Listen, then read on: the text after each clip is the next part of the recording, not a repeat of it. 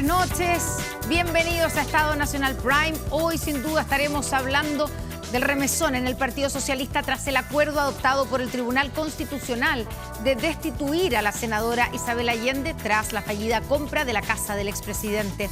Desde el gobierno dijeron que se trata de un precedente grave. Además, analizamos la carrera presidencial que tiene nuevas cartas proclamadas. Hoy, esta noche, hace poco, el Frente Amplio apostó por el diputado Gonzalo Vinter. Y estaremos también con la subsecretaria de Prevención del Delito, analizando las cifras de homicidios que anotaron una baja, leve, pero una baja, el 2024. Aquí comienza Estado Nacional Prime.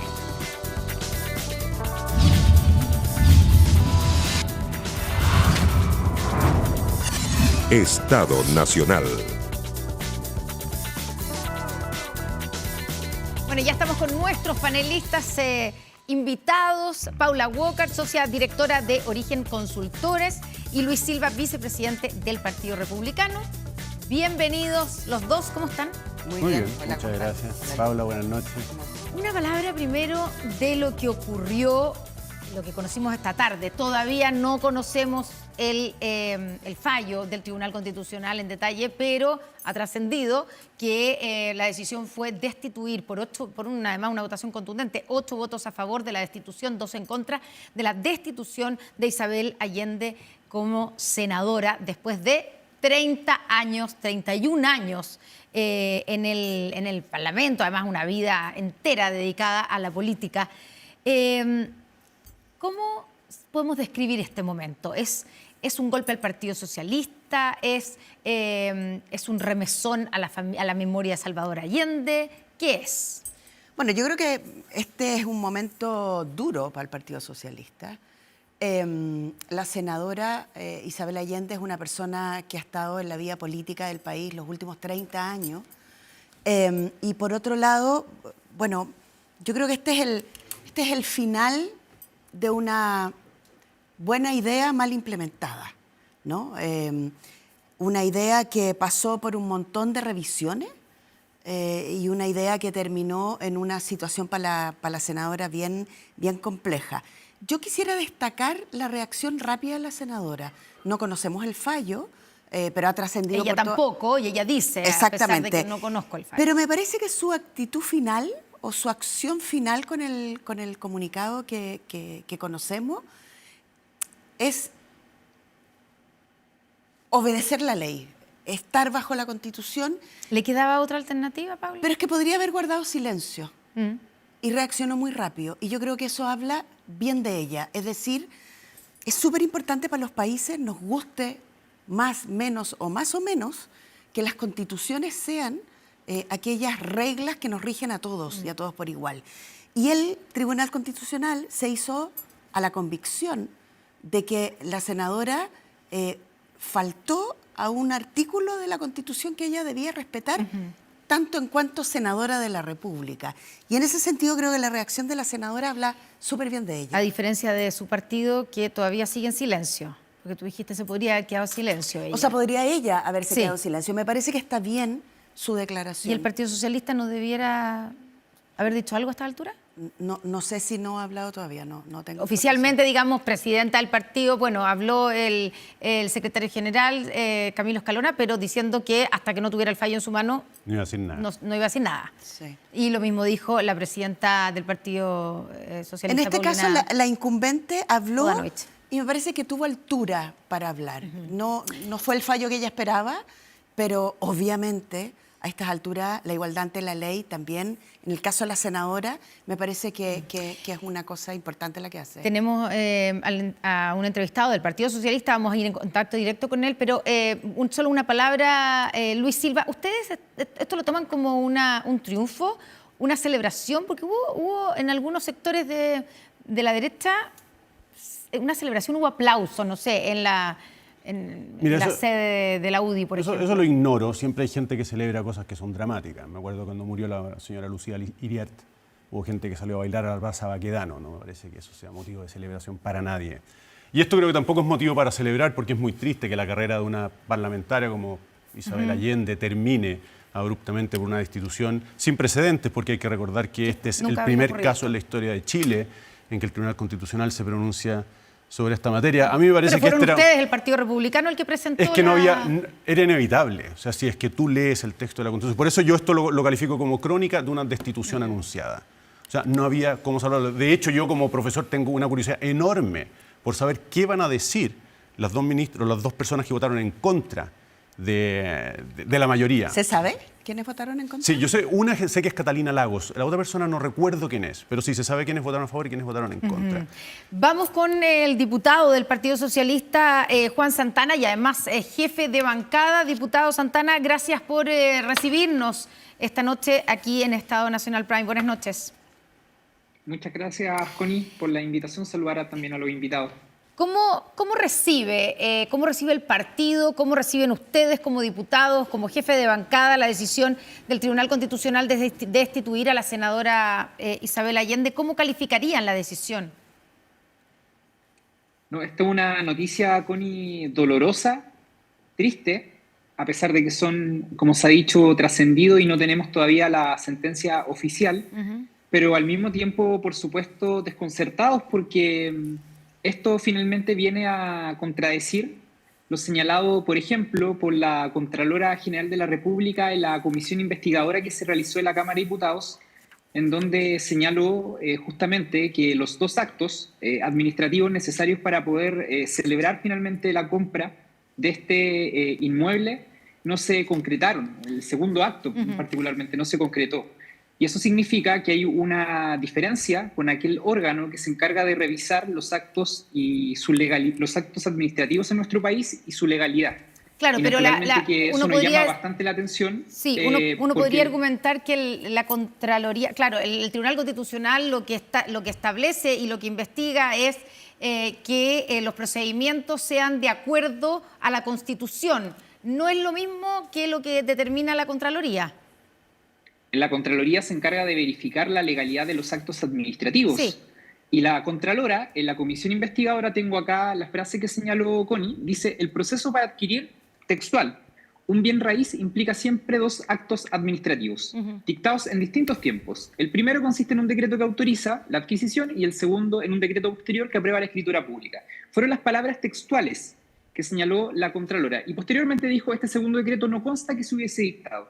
Es decir, la principal autoridad del órgano público encargado de verificar la legalidad de los actos administrativos en nuestro país señaló que esta acusación finalmente no da lugar.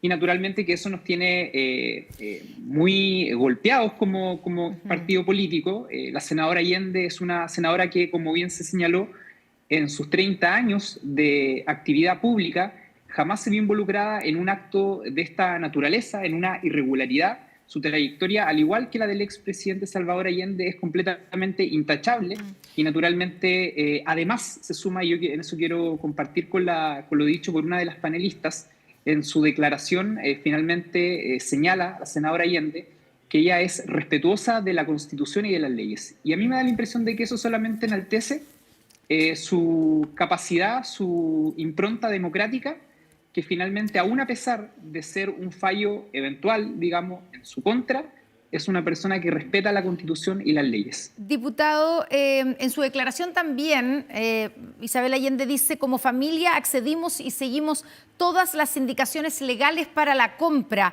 Eso se lee, y quiero preguntarle a usted, ¿se interpreta como situar la responsabilidad de esta fallida compra y todas las consecuencias que ha tenido en terceros? ¿De quién es la responsabilidad de este desastre político en el que terminó este intento por comprar la casa de Salvador Allende? Han caído 2 ministras, 5 funcionarios y ahora la senadora Isabel Allende. ¿Quién o quiénes son los responsables de esto? Mire, Connie, lo primero es conocer los argumentos que van a entregar finalmente los ministros que votaron a favor de esta acusación constitucional, de este requerimiento que es el Tribunal Constitucional, para saber cuáles fueron los fundamentos que lo llevaron justamente a tomar esa posición. Pero en segundo lugar, de ser así, tal como ha trascendido este fallo, a mí naturalmente me parece que hay una responsabilidad administrativa de los funcionarios, en algunos y muchos funcionarios que finalmente permitieron que todo este proceso se llevara adelante, si es que el fallo justamente del Tribunal Constitucional es como se conoce. A mí me da la impresión, y en eso entiendo la molestia de muchos colegas, de muchos dirigentes del Partido Socialista con esta situación, que si es que este fallo es como se ha señalado, naturalmente existen mayores responsabilidades en el gobierno de las que hasta el día de hoy se han hecho valer. Y es completamente legítimo que el Partido Socialista, a pesar de no tener un pronunciamiento formal hasta la fecha, porque la mesa directiva se tiene que reunir, nos tenemos que reunir, por cierto, los parlamentarios, las bancadas, es totalmente legítimo que en caso de que este fallo sea tal como se ha conocido, nosotros pidamos revisar las responsabilidades administrativas que tuvieron aquellas personas que permitieron que todo este proceso se validara. ¿Y le endosa alguna responsabilidad, diputado, al presidente Gabriel Boric? Y me refiero a que es el presidente el que ha reconocido que la idea fue de él, que la empujó él y que él ha dicho que fue el que firmó el primer decreto que habilitaba esta compra. ¿Hay alguna responsabilidad del presidente Gabriel Boric? Lo que pasa es que el norte, el objetivo que tenía esta compra era como también se dijo en el estudio al inicio, era una aspiración completamente pertinente para el país, para el rescate de la memoria, para que las personas, los turistas, las comunidades educativas conocieran de la historia de nuestro país y de la vida de dos expresidentes de la República. La aplicación finalmente de esta aspiración, de esta política pública, llamémosla de esa forma, naturalmente no fue la correcta en caso de que este fallo sea oficial, y allí naturalmente yo no le endosaría a Connie, para ser muy claro, la responsabilidad del presidente de la República. Existen en la moneda, y se ha dicho muchas veces, funcionarios que cumplen esta labor. Hay abogados, hay profesionales que cumplen la labor de justamente asesorar en términos administrativos, legales, a la autoridad. Y naturalmente que si este fallo es oficial, allí también radica una responsabilidad que a nosotros nos parece que es fundamental que se pueda realizar nuevamente. Diputado, hoy día en el Tribunal Constitucional hay mayoría oficialista, ¿o no? Según yo entiendo, según los cálculos. Y el diputado Daniel Melo, de su partido, dijo hoy la extrema derecha, con el voto de los representantes del Frente Amplio, deben estar celebrando. ¿Usted coincide con lo que dijo su compañero de bancada? Yo al inicio de la entrevista con él señalé que entiendo la molestia y el malestar, digamos, de muchos de nuestros colegas y de nuestros dirigentes. Estamos esperando que se pueda reunir la mesa del partido con las bancadas, pero naturalmente yo en esto más bien sigo la línea de la propia senadora Allende, en el sentido de que respeto la institucionalidad de nuestro país. Y si es que la institucionalidad de nuestro país señala el fallo en los términos que se ha conocido el día de hoy, naturalmente que la responsabilidad que uno debiese pedir que se revise es la de aquellos funcionarios que permitieron que todo este proceso se llevara adelante y que hasta el día de hoy no han tenido ninguna responsabilidad ni administrativa ni política. Sabemos que nosotros que finalmente el presidente de la República le solicitó la renuncia a la exministra Sandoval de Bienes Nacionales, pero naturalmente cuando se destituye a una senadora de la República, y sobre todo una senadora que simboliza lo que simboliza para el Partido Socialista, como lo es la senadora Isabel Allende, naturalmente allí pedimos y tenemos el legítimo derecho a plantear que se revise el conjunto de responsabilidades administrativas que tuvieron alguna vinculación con llevar adelante todo este proceso. Ya, no, de hecho hay un sumario en curso todavía del que no se saben los resultados. Yo me refería a la votación al interior del Tribunal Constitucional, donde hay representantes, entiendo que no militan, el Frente Amplio ha dicho, no hay ningún militante del Frente Amplio en el Tribunal Constitucional, lo dijo esta tarde Diego Ibáñez, pero están representados el sentir del Frente Amplio ahí en el Tribunal Constitucional. Por eso el diputado Melo dice la extrema derecha debe estar celebrando con los votos del Frente Amplio. Cuando yo les señalé, Connie, que sigo en esto la línea de la senadora Allende, del estricto respeto por nuestra Constitución y nuestra institucionalidad, es porque tal como establece nuestra Constitución, yo respeto la autonomía del Tribunal Constitucional, aún a pesar de que no comparto en absoluto el eventual pronunciamiento que han tenido sus miembros. Perfecto. Solo para terminar, le corresponde al partido designar al sucesor o sucesora de Isabel Allende. ¿Se le ocurre algún nombre para eso, diputado? No, es una discusión, Connie, que está bastante lejana al debate que hoy día debiese ser el debate en el Partido Socialista. Y créame que no creo que haya un dirigente, que haya un colega, que haya un militante del Partido Socialista que en estas circunstancias, con la institución de la la eventual destitución de la senadora Allende esté preocupado de quién la va a reemplazar o quién no. Yo creo que acá lo que se intentó hacer fue manchar finalmente la historia, la imagen de una persona que representa lo mejor de lo nuestro, que representa la figura además viva del expresidente Allende. Y naturalmente nosotros creemos que aún a pesar de que se produzca esta destitución, lo más importante para nosotros es cuidar el legado de Salvador Allende y también de Isabel Allende. Y ese legado es un legado que dice relación con la democracia, con el respeto irrestricto a la Constitución y a las leyes, y es un legado que además, Connie, por cierto, tiene reconocimiento no solamente en Chile, sino que también en el extranjero. Hay calles, hay monumentos, hay estatuas con el nombre del presidente Allende, y nosotros creemos, tal como lo ha dicho la propia senadora, que esta decisión no va a significar en ningún caso enlodar esa imagen y esa historia. Diputado Juan Santana, jefe de bancada del Partido Socialista, muchas gracias por conversar con Estado Nacional Prime esta noche. Muchas gracias, Connie. Buenas noches. Bueno, obviamente están afectados en el Partido Socialista, además no es cualquier, lo hemos dicho, no es cualquier senador ni senadora o cualquier parlamentario, se trata de la hija menor de Salvador Allende y que tiene toda una trayectoria además. Le preguntaba yo al diputado Santana acerca de una eventual responsabilidad, digamos, del presidente Gabriel Boric. ¿Ustedes ven algo de eso? Después de que el propio presidente reconoció que esta fue una idea suya, que él la empujó y que él firmó ese primer decreto. ¿Paula? O sea, a ver, yo creo que aquí hay la clásica como bola de nieve, ¿no? Que algo que tenía que estar muy bien parte muy mal y después no se arregla y no se arregla. Yo siempre tengo un dicho, Connie, y es que si en este país las personas, todos quienes trabajamos y que tenemos roles en distintas cosas, hiciéramos bien la pega, nada más, que llegáramos a la hora, que hiciéramos bien el trabajo, que fuéramos responsables de lo que hacemos, este sería un país de otro nivel. Y lo que pasa es que a veces, efectivamente, hay una especie como de entreapuro. Recordemos que esto se anunció el último día del año 2024. Ahora, de ahí a poner al presidente como el principal responsable, yo creo que es como tirar los tejos un poco más pasados. Pero sí creo... ¿Pero quién no hizo la pega acá? Bueno, hay 20, 17, 18 abogados y abogadas que tenían que poner el tema arriba de la mesa. Es decir, no se puede hacer. Y no se puede hacer por esta razón y por esta razón. Hay un asesor en el segundo piso de La Moneda que tuvo que salir a propósito de que se le informó, se le dijo, y aparentemente esta persona consideró que el problema era un problema, es más, lo llamó un problema comunicacional. Sí.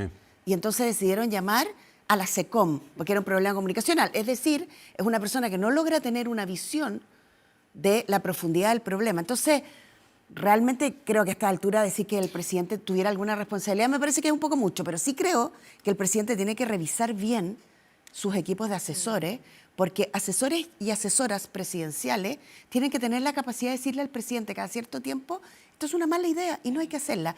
Y si a uno lo echan por eso, uno está súper bien echado por eso. Ahora, el presidente tiene responsabilidad porque firmó. El decreto lo firma él, los decretos los firma el presidente de la República. Cierto, deben llegar cientos de decretos a su escritorio y él confía en quien se los puso ahí. Pero el hecho es que es su firma, la de nadie más, ¿no? Hay una querella hoy día, ¿no? Él está como imputado en la querella, yo no sé en qué va a terminar, ¿no? Pero él declaró, recordemos que exactamente, ya declaró. O sea, el hecho de que la investigación esté en curso es porque esto no es tampoco una pachotada. Y declaró como imputado. Declaró como imputado, efectivamente. Bueno, porque hay una querella en su contra, entonces eso lo convierte en otra cosa de esta polémica que yo quisiera rescatar a propósito de las palabras del diputado Santana, porque me parece que lo pasa por alto, que es la dimensión, vamos a llamarla así, estética de la operación. Porque aquí tenemos una cuestión objetiva. La Constitución dice no puede celebrarse contrato alguno entre un senador y el Estado. Vale, se incumplió eso. Buena fe, mala fe, no importa, yo quiero creer en las palabras de la senadora. El diputado Santana dice se incumplió, o sea, se iba a incumplir, digamos. No, yo creo que se equivoca. No sé, pero efectivamente la Contralora dice que aquí no hubo... Efectivamente, pero la Contralora habla del proceso para finalizar, terminar el proceso administrativo de traspaso de la casa. Pero aquí lo que habla la Constitución es la celebración de un contrato. Y el contrato se celebró. Las partes firmaron el contrato compraventa. Pese a y que eso no es se completó el proceso administrativo para traspasar la casa, pero Ya. eso es distinto. Una cosa es traspasar la casa, otra es celebrar un contrato. Aquí se celebró un contrato. Pero yo quería llamar la atención sobre lo que llamo la dimensión estética del problema. No perdamos de vista que aquí se trata de la venta a precio de mercado de una casa que va a servir para un museo. El mercado no te paga ese valor para una casa que va a ser un museo. Partamos de esa base. Entonces ya era un precio alto para la finalidad que perseguía. Y más encima, la casa vuelve a la familia, a la a la fundación, vuelve a la fundación de la familia, en donde forma parte la senadora como directora. Entonces se ve muy mal. Se ve muy mal, aunque no hubiese sido senadora la que firmaba, ya la operación se veía mal, pero resulta que aquí se mezclan las dos cosas. Ahora, y lo último que yo quería señalar es que me gustaría saber qué quiere decir la vocera cuando habla de este es un precedente grave. ¿Qué quiere decir con eso? ¿Está reprochándole al Tribunal Constitucional que ha cruzado un umbral que nunca debió haber cruzado? Pero en la misma declaración la vocera ¿Qué dice? reconoce la autonomía, digamos, No, por supuesto. del Tribunal Constitucional. Pero ¿cuál es la gravedad del precedente? Haber destituido, dice ella, a una senadora democráticamente electa. Pero que incumplió la letra de la Constitución. ¿Dónde está lo grave de eso? O sea, lo grave habría sido ignorar que la senadora había incumplido la letra, porque es que realmente tú lees, por eso tuvo 8 votos. Tuvo 8 votos porque la cuestión era imposible de soslayar. Entonces, ¿cuál es la gravedad del precedente? Me gustaría hacer un doble clic ahí. Sí. Bueno, pero la raya para la suma a estas alturas es, no hubo transacción, Claro. no hubo venta, la familia Allende no se enriqueció, Efectivamente. no hay transacción de No. dinero y más bien la candidata Carolina Toá dijo hoy día una frase que me representa mucho en el sentido de decir lo que yo les decía recién, la impericia de hacer ciertas cosas. Absolutamente. Y yo creo que la impericia en este caso tiene un costo para la senadora altísimo, donde ella también firmó. Claro, porque O ahí sea, uno lo se que quiero pregunta, ella no debió haber sabido, o sea, ella debió haber sabido que el artículo 60 de la Constitución Seguramente. deja súper claro y es súper, o sea, aquí lo tengo escrito, cesará en el cargo el diputado o senador que durante su ejercicio celebrare o caucionare contratos con el Estado. Sigue después más largo, pero esa parte está súper clara. Pero yo insisto, el precio que está pagando la senadora es bien alto. ¿Es demasiado alto? No, es muy alto el precio que está pagando. Pero Por los también- errores de otro, diríamos. O sea, porque aquí- al final la protagonista, quiera o no, Pero claro, fue ella. pero ella estaba en está su firma y ella ha sido muy clara, no hubo mala fe, hubo un error y un error que ella está pagando muy caro. Creo que a estas alturas hacer leña del árbol caído ya está, ¿no? O sea, el fallo lo vamos a conocer, sabremos cuáles son los argumentos, pero claramente la Constitución y en eso me parece, insisto, que la declaración de la senadora impactada y herida, como debe estar a estas alturas, muestra su altura también, ¿no? Es decir, mire, yo cumplo con la ley y probablemente no tengo nada más que agregar, es decir, el tribunal cumplió con lo que tenía que hacer.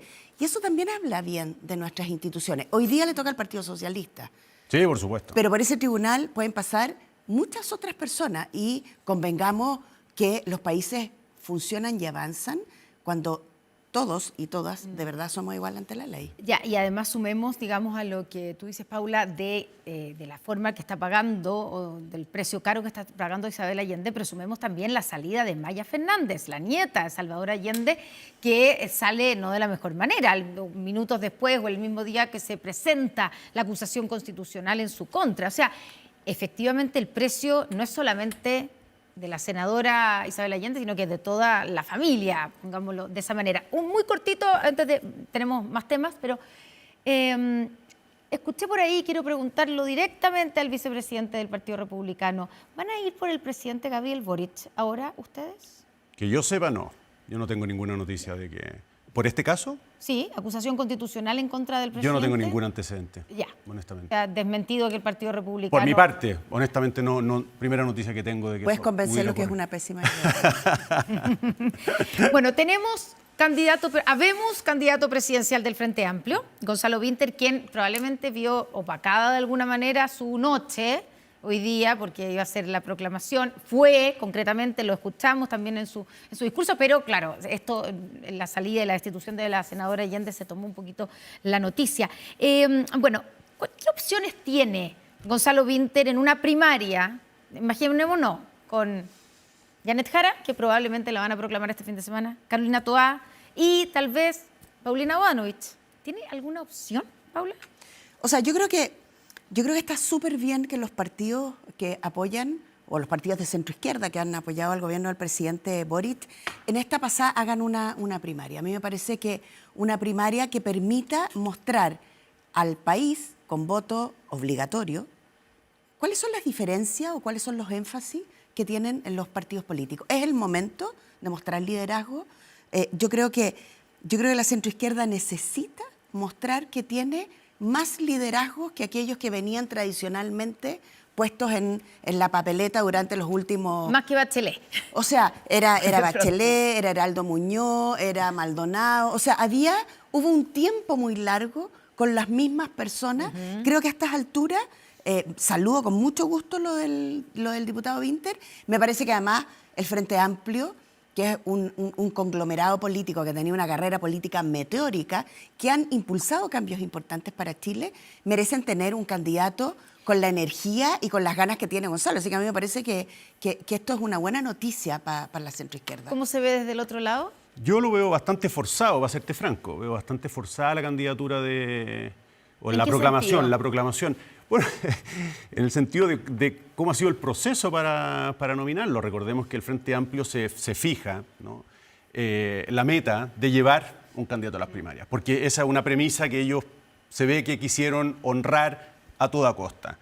La carta que tenían era Tomás Bodanovich, ¿no? Insistieron por arriba y por abajo, con toda razón, era un tipo que se aspecta muy bien, dijo que no, tendrá sus razones. Y entonces empieza el plan B, le hablaban del plan W, pero por Vinter. Por Vinter, sí, por supuesto. No porque fuera la última opción. No. Claro, por Vinter. No, ahora, honestamente, yo la vi siempre como la única opción, como la única. Sonó Beatriz Sánchez en algún momento, pero muy incidentalmente, y yo creo que va a decir, oye, mira, este plato tiene 2 ingredientes, pero resulta que el ingrediente era ahí nomás, ¿no?, para adornar el plato. A mí me parece bastante forzada la candidatura de Gonzalo Vinter. Obviamente yo celebro también que nuevos liderazgos vayan apareciendo, pero me cuesta ver el liderazgo de Gonzalo Vinter, honestamente. Me parece que ha sido un buen segundo hombre del presidente Gabriel Boric. Creo que en ese sentido su candidatura también tiene un techo muy, muy bajo, porque nos guste o no, cualquiera que siga la estela de quien va dejando el poder, salvo no sé qué excepción podría traerse sobre la mesa, no tiene muchas posibilidades. En fin, obviamente le va a agregar un componente a la primaria de la izquierda si termina habiendo primaria que... Y en la derecha, centro-derecha, definitivamente no habrá primarias. Yo no veo que eso vaya a pasar. Yo no veo que vaya a pasar. Ni siquiera sin los caca, iba a decir, sin Kaiser y sin Kast. No, caca, los dos K juntos. Yo hablo de las 2 K. Ah, bueno. Para que no sea para no decir caca, sí. Pero bueno, claro, porque el presidente de Renovación Nacional, por ejemplo, dijo que el desde es con 3 candidatos, una primaria con 3 candidatos, se nombró a Rodolfo Carter y estaban pensando incluso en invitar a Franco Parisi, que llegó hoy día a Chile. Bueno, yo creo que de nuevo... Ese empeño de Chile Vamos por ir a primaria, obviamente uno puede mirarlo bajo una luz tremendamente benigna, no es la luz bajo la cual yo miro este empeño por ir a primaria. Evidentemente que hay una intención de aprovecharse de lo que representa una primaria en términos de publicidad, de perfilamiento del candidato, armar equipo. Pero tiene lógica. Y obviamente, si no le van a dejar todo ese protagonismo al oficialismo. Por supuesto, pero me parece que de nuevo resulta un poco artificial. O sea, Rodolfo Carter... me parece que podría ser, a mí me parece un candidato tremendamente interesante, pero lo veo bastante forzado yendo a una primaria. Y Parisi, ¿para qué decir? Parisi, ¿para qué decir? Además, dudo que Parisi quiera, para serte franco. Parisi va a ser, yo creo que va a ser un meo de este sector, que a mí me cuesta mucho más instalarlo en la derecha, para serte franco. ¿Sí? Franco Parisi. Mucho. Ya. Mucho. Ya, bien cortito. ¿Y el PS con Paulina Bodanovich? ¿En qué pie queda Carolina Toá si eso pasa, que es el plan? Yo creo que Carolina Toá, y lo ha dicho desde el principio, por lo menos, siempre ha pedido una primaria con muchos candidatos y candidatas. Es decir, una primaria que le permita al país enterarse de las diferencias o de las similitudes. Así que a mí me parece que en el caso del Partido Socialista está muy bien también. No es dramático en No, términos electorales. No le quita peso a Carolina Toá que no la apoye ningún otro partido o el Partido Socialista, que son como primos hermanos del PPD. Solo para terminar, piensa, Connie, que en la primaria del 2021 los partidos de centro izquierda llevaron a votar, aquí tengo el dato, 1.700.000 personas. Y los militantes del Partido Socialista son, si no me equivoco, 44.000. O sea, lo que te quiero decir es que hay mucha gente que se siente cercano a los valores, a los programas, a las ideas fuerza de ese mundo, que no son militantes y que votan, por las pero no pone en personas. riesgo que ese mundo sea el del socialismo democrático que gane la primaria. Yo fíjate ¿Pero que por qué va a ser un riesgo? Yo el riesgo no lo veo para Carolina Toá, Connie. No, pero ¿por qué es un riesgo que gane No, porque podría sacar a Carolina Toá de la carrera. O sea, es que tiene que ganar la más mejor. Yo creo que Carolina Toá en ese sentido no tiene miedo. Yo honestamente creo que cuando ella invita a una primaria amplia, realmente no le tiene miedo a competir. Yo eso lo creo absolutamente y yo creo que ella lleva las mejores chances de ganar. Yo me pongo en el lugar de los otros candidatos. Es decir, si yo fuera Paulina Bodanovich, me preguntaría muchas veces si quiero ir a competir en una primaria en donde la que salga debilitada no sea Carolina Toá, sino ella misma. Porque evidentemente es un riesgo, una candidatura que, entre comillas, se improvisa, porque digámoslo, se está improvisando esta candidatura. Puede ser una plataforma para otra candidatura. Puede serlo, pero... Visionado. Nos vamos a la pausa, a la vuelta la subsecretaria de Prevención del Delito, analizando las cifras que conocimos hoy día de los homicidios en el año 2024. Ya volvemos.